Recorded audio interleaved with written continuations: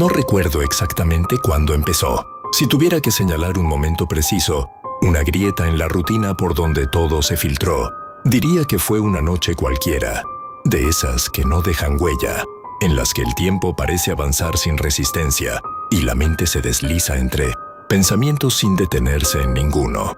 Estaba en casa, como tantas otras veces, rodeado de objetos que conocía lo suficiente como para no mirarlos realmente, habitando un espacio que ya no me exigía atención. La familiaridad tiene ese efecto. Vuelve invisible lo cotidiano. Lo vuelve inofensivo, o eso creemos. Fue entonces cuando escuché el primer sonido. No fue fuerte, ni particularmente extraño en apariencia. Un golpeteo leve, casi tímido, que podría haber pasado desapercibido, si no fuera porque irrumpió en un silencio demasiado completo. 3 golpes secos, espaciados con precisión, como si alguien hubiera medido el intervalo entre uno y otro con intención deliberada. Después nada. El silencio volvió a ocupar su lugar, pero ya no era el mismo. Había sido alterado, marcado por esa interrupción mínima que, sin embargo, parecía contener algo más. Al principio no le di importancia. Pensé en las explicaciones más inmediatas. Un vecino, una tubería, la madera acomodándose con el cambio de temperatura. La mente busca refugio en lo conocido, incluso cuando lo conocido no encaja del todo. Me levanté, caminé por el departamento, presté atención a las paredes, al techo, al suelo, esperando encontrar una fuente clara para el sonido. No encontré nada. Cuando regresé a sentarme, ocurrió de nuevo. 3 golpes.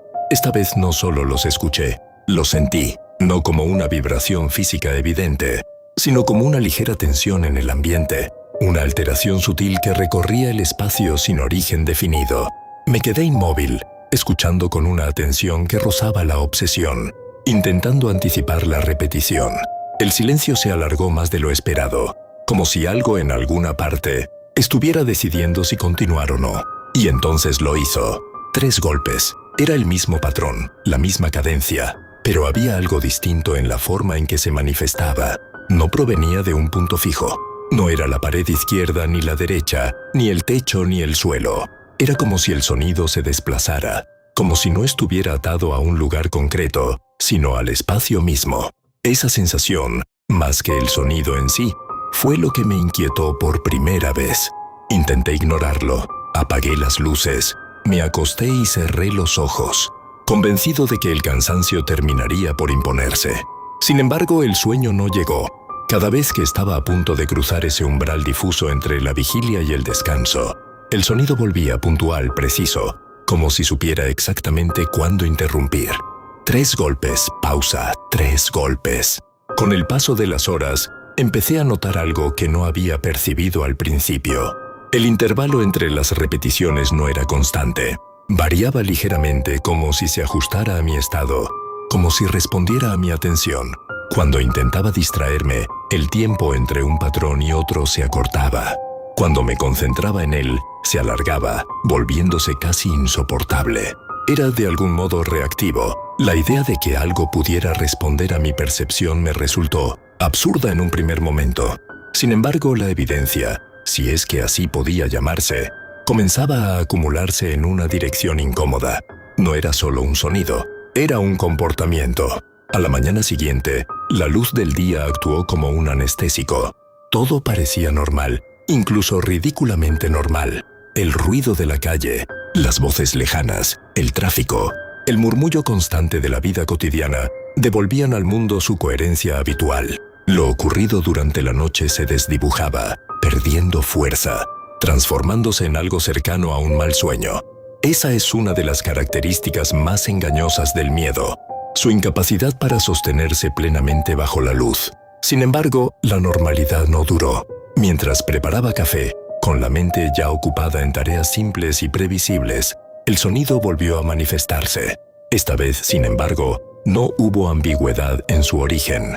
Los golpes resonaron en la superficie de la mesa, justo frente a mí, con una claridad que anulaba cualquier intento de reinterpretación. No había paredes de por medio, ni tuberías ni vecinos.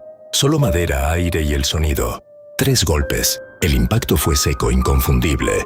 Sentí como una parte de mí se resistía a aceptar lo evidente, buscando desesperadamente una explicación alternativa, mientras otra comenzaba a comprender que tal vez no la había.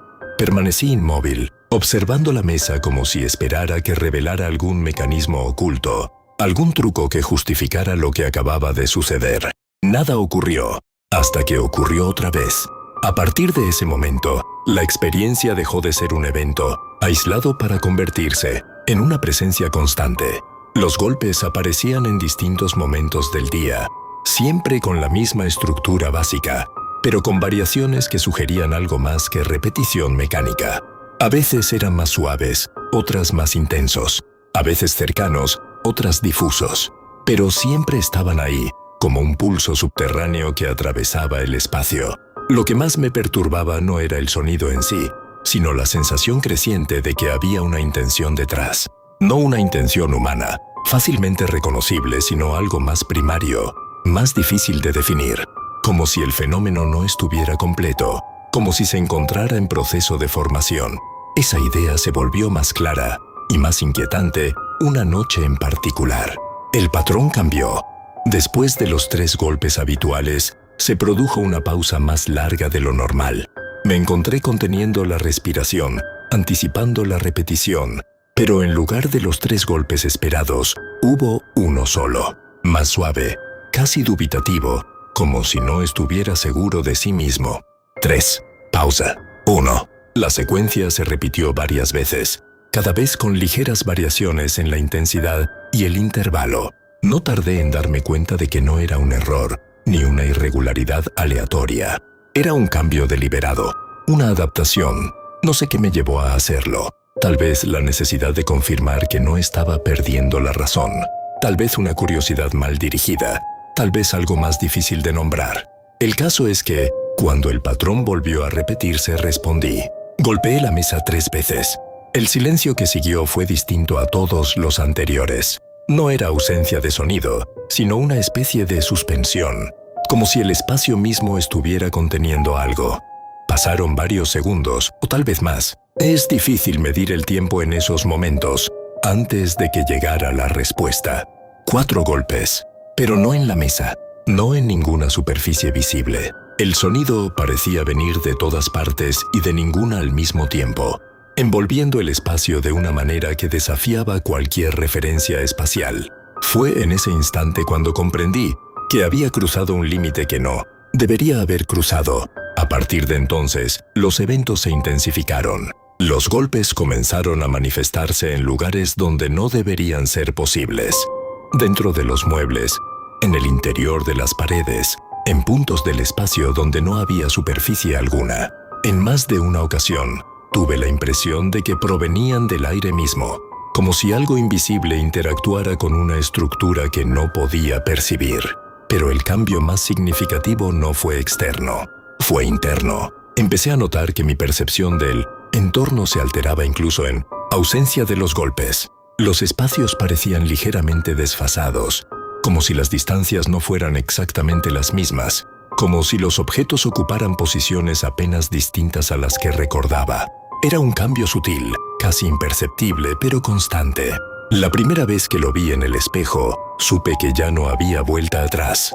No fue una diferencia evidente. Si alguien más hubiera estado ahí, probablemente no habría notado nada. Pero yo sí. Mi reflejo no se movió exactamente al mismo tiempo que yo.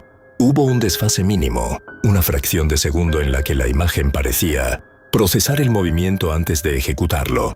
Parpadeé. El reflejo parpadeó. Un instante después. No fue suficiente para convencer a la razón de que algo imposible estaba ocurriendo, pero sí lo suficiente para que la duda se instalara de forma irreversible. En los días siguientes, esa discrepancia se volvió más clara. No constante, no predecible, pero presente. A veces el reflejo parecía anticipar mis movimientos, otras retrasarse. En ocasiones tenía la sensación de que me observaba con una atención que no correspondía a un simple fenómeno óptico. Fue entonces cuando entendí algo que debería haber sido evidente desde el principio. Los golpes no eran un mensaje, eran un aprendizaje. Cada repetición, cada variación, cada respuesta formaba parte de un proceso. Algo estaba intentando comprender. No el lenguaje, no en un sentido convencional, sino algo más básico, el ritmo, la correspondencia, la relación entre acción y reacción. Y yo había participado en ese proceso, había respondido, había ofrecido un patrón, había enseñado. La noche en que dejó de haber golpes fue la más silenciosa de todas. No porque el sonido hubiera desaparecido, sino porque su ausencia tenía un peso distinto. Era un silencio lleno, saturado de algo que no podía nombrar. Un silencio que no era vacío sino espera. Me desperté sin saber por qué. No hubo ruido, ni luz, ni movimiento que justificara el despertar. Simplemente abrí los ojos, como si algo me hubiera llamado desde dentro. La habitación estaba en penumbra. Las formas eran apenas distinguibles, recortadas contra la oscuridad. Durante unos segundos todo pareció normal, hasta que miré hacia la esquina. Había una figura. No se movía, no emitía sonido alguno, pero estaba ahí. Su forma era cercana a la mía, no idéntica, no exacta, pero lo suficientemente similar como para que el cerebro intentara encajarla en lo conocido. Había algo en su postura, en la forma en que ocupaba el espacio, que resultaba profundamente incorrecto. Y entonces, sin transición, sin aviso, sonrió. No fue una sonrisa humana, no en el sentido en que estamos acostumbrados a entenderla. Fue demasiado lenta, demasiado amplia, demasiado intencional, como si estuviera reproduciendo un gesto aprendido, sin comprenderlo del todo. Intenté moverme. No pude. Intenté hablar. Nada. Y en ese estado de inmovilidad absoluta, lo escuché una última vez. 3 golpes, no en el entorno, no en la habitación, sino en mi interior. Y en ese momento, con una claridad que no dejaba espacio para la negación, comprendí lo que había ocurrido. Nunca estuvo afuera, nunca intentó entrar, siempre estuvo intentando tomar forma. Y yo le enseñé cómo.